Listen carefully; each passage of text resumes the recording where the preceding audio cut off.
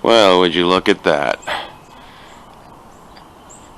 Might not be snow, but for Central Texas, I guess a foggy morning is about as good as a white Christmas as we'll get around here. Well, howdy-ho, everybody. Merry Christmas. As you may have noticed if you've been a regular viewer of content here on the magnificent King Waspinator channel, there is a sudden and abrupt end to the D&D videos that I had been putting out roughly about a month ago. And the reasons for this are twofold. On the lesser end of the scale, there's the classic nerd mistake that I had made of allowing a girl that I had feelings for who did not reciprocate those feelings to join the game. And that was a mistake on my part. And that was also a mistake on her part, because it was hardly like this is some sort of state secret or anything, and what on earth she was thinking. But in the midst of all that controversy, my mom died a couple days before Thanksgiving. And so between the two of those things, I just was not in the mood for D&D or really trying to make any sort of video content at all for a little while. I'm not even sure how this is going to really come across. We'll see. I guess I'll post it anyway, just so I can finally get it all out there. But like a week or so ago, I'd got a surprise Christmas package and from Palladium Books, and I tried doing a box unopening video for it, and I shot it, and then I sat down to edit the footage, and yeah, the tone and energy just wasn't right. Yeah, a couple weeks after your mom dying isn't the best time to try to do a fun YouTube unboxing video, so I didn't put it up. But hey, if you're curious, you can check it out right now. Just heading on into the house. What have we got here? Wow! Got myself a delivery, and they already blacked out all the information so I could put it on YouTube. Excellent. Thanks, UPS. Well, hey-de-ho, kids. It's your old pal, King Santanator. Anyway, I just got in from UPS my Palladium Books Christmas holiday surprise package. Do this once a year just to make sure I get something randomized, even if I have to buy it for myself for the holidays. It's like $50 plus shipping. They send you about like $100 worth of merchandise, depending on what you put down on your wish list.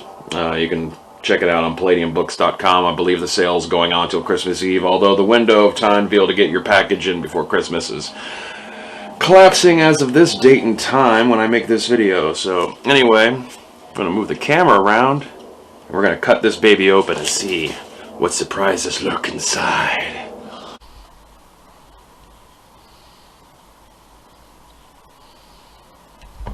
Okay, here we go. Pristine, professional packaging. Just look at that. Battered, dirty old brown paper box, taped up to hell and back for your security of your valuable property. Let's see.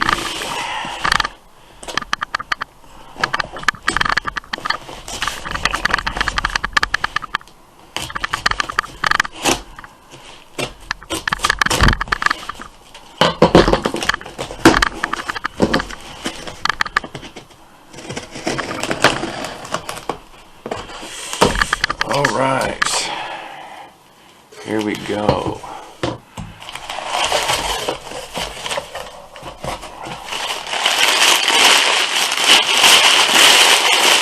Excellent. Got ourselves an invoice. Oh, right off the bat, got a copy of the revised and updated Ref's World Book 16, Federation of Magic.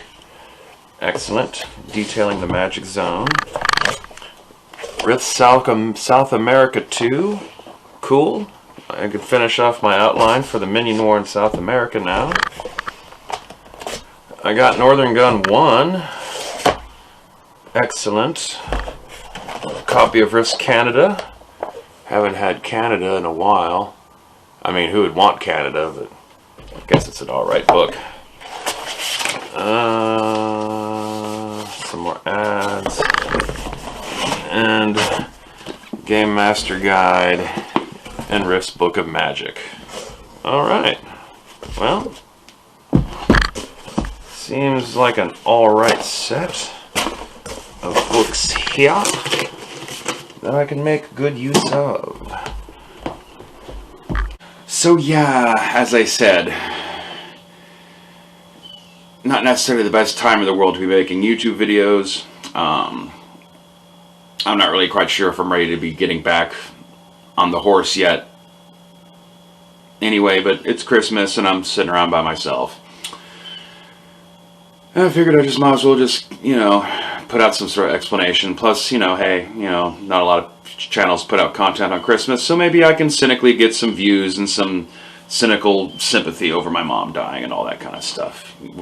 Do what you got to do to get the clicks, even if it means exploiting your own personal family tragedies. I mean, this is the internet after all. But even once getting back on the horse, D&D is canceled. Thankfully, the 13 episodes I got out of the campaign I'd started, we actually basically did complete the initial adventure that they had set off on in the very first one.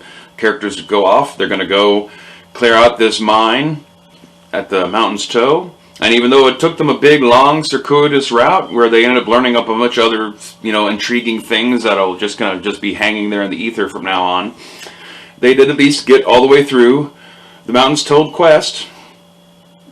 So, yay.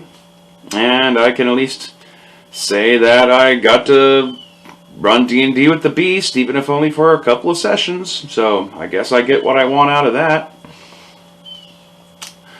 I don't think I'm going to be going back to D&D though. I'm working, as you can see in the Boxing Gun video, I got some new Rifts books, so I'm going to be working on a series of Rifts adventures set during the Minion War series, which is this big invasion. Rifts, if you're not familiar with it, is a role-playing game that's, the simplest way of putting it is it's like a post-apocalyptic western that also has heavy overtones of like comic book stuff and Cthulhian supernatural, and it's just all manner of other things. But at its most basic core, the easiest way to approach Rifts is just to describe it as a post-apocalyptic western. And in the midst of this post-apocalyptic western, you have these two invading armies of rival demons and devils from two rival hells, real reminiscent of the Blood War in D&D, except take it to a much further extreme, since Rifts introduces all manners of technologies and magics, and probably does a little bit better job at the interdimensional aspects of the Minion War than how D&D handles the Blood War. And I don't know, maybe sometime in late January I might get around to finally starting that. I got the outline for the first adventure already written up. I just need to go through and plug in stats for characters and NPCs. Rifts is a bit complicated, so I'm probably just going to use pre-generated characters. I'm also, obviously, I'm not going to be bringing the Beast along to play in this game, and I'm probably going to drop the Ice Cream Truck Killer too, but I will try to keep Z-Dog if he's down. But I will be recruiting one or two more people to play Rifts sometime in the near future. If you're watching this and you're in Austin and you'd like to join in on some tabletop Rifts action, feel free to let me know and get hold of me. You probably know how to get hold of me through other means than this. And I guess that's about that. I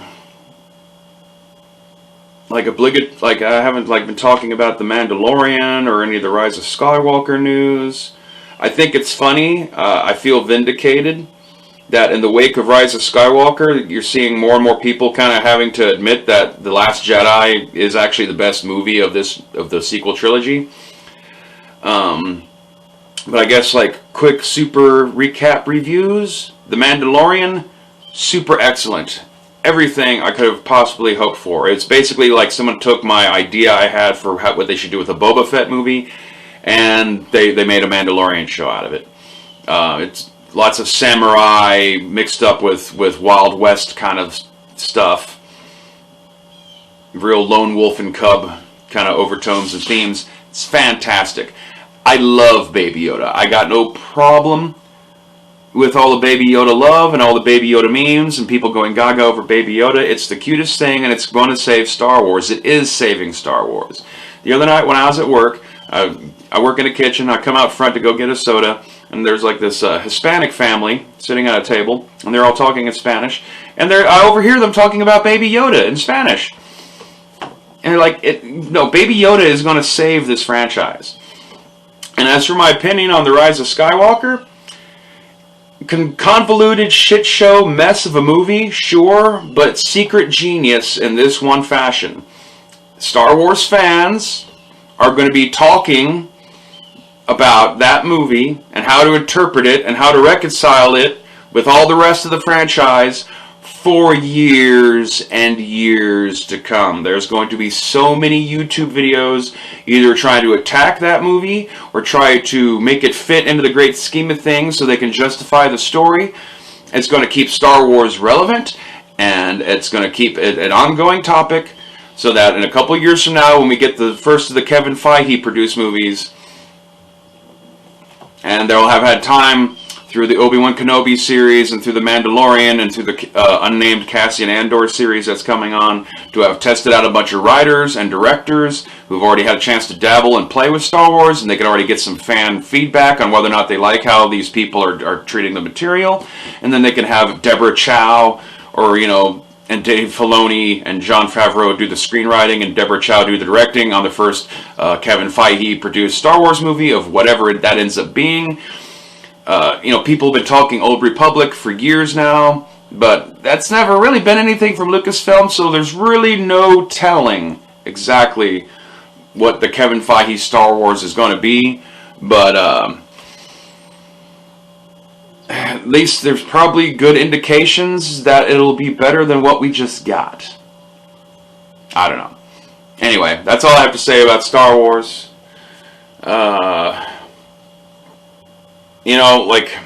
For the last couple years since The Last Jedi came out, I came out of The Last Jedi. I went to go see it in opening weekend. Come out of the theater.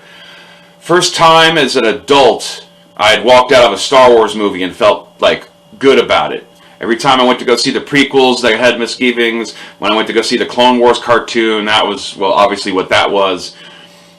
Force Awakens, everyone else around me is all like, yeah, that was great. And I'm like, I don't know. I'm not a J.J. Abrams fan. And it's cartoonier in a way. I mean, yes, the original Star Wars movies were cartoony, but they seem to have some rules on how the universe works and still had some basic semblance of physics and all that kind of stuff. I mean, yes, George Lucas confused what a parsec was, but at least he wasn't having people on Tatooine watching Alderaan blow up or anything like that, like you see in The Force Awakens. I really like The Last Jedi. And I go home and like, okay, cool, I can finally look at all the spoiler section of the internet. And, oh my god, the internet's on fire, everyone hates Star Wars now. Of course, the first Star Wars movie as an adult that I see that I like, everyone's gonna fucking hate. What a surprise!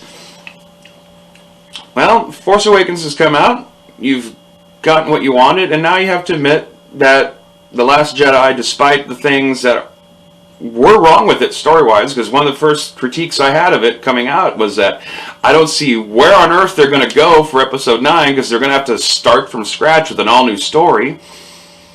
And that's what they did.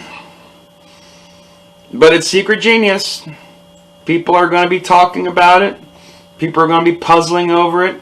That movie's so condensed with so much stuff in it. It's got a ton of rewatch ability, even if it is like a season of Star Wars television show all crammed into one movie. The thing I haven't heard anyone compare it to that it reminded me of was the Farscape miniseries they made after Farscape got canceled. Then they basically did like a two-part fan-financed miniseries that just crammed all their fifth season ideas down into two-hour episodes. That's what The Force Awakens reminds me of. Not a good movie, but secretly genius nonetheless, and possibly the best things J.J. Abrams has ever laid his hands on, in spite of all of its very abundant flaws. So anyway, Mom's dead. I don't know when I'm going to get back to making role-playing game videos, or videos of any kind. I don't know. It's hard to justify sitting around talking to a camera by yourself and being goofy and trying to be funny or any of that kind of stuff, or even my own particular form of Andy Kaufman-esque purposefully bad just to see if anyone notices that I'm being shitty on purpose, just to kind of satire how shitty YouTube actually is. I don't know. It's just seems very pointless in the wake of things. My mom wasn't a perfect person. Oh my God. Flawed as hell. Flawed as hell. But I adored her nonetheless, and I wouldn't like most of the things that I'm into if it hadn't been for her. She is the one that sat me down in front of a TV at the age of 5 and had me watch Star Wars. Hell, I saw Star Wars in the womb when she went to go see the original Star Wars in theaters in 1977. She was pregnant with me. I wouldn't like Star Trek if it weren't for her. She basically, like, Star Trek was my Bible stories because of her. And the sheer volume of time I'd spent with her, even as an adult, just sitting around watching Star Trek and talking about all that stuff. It's, the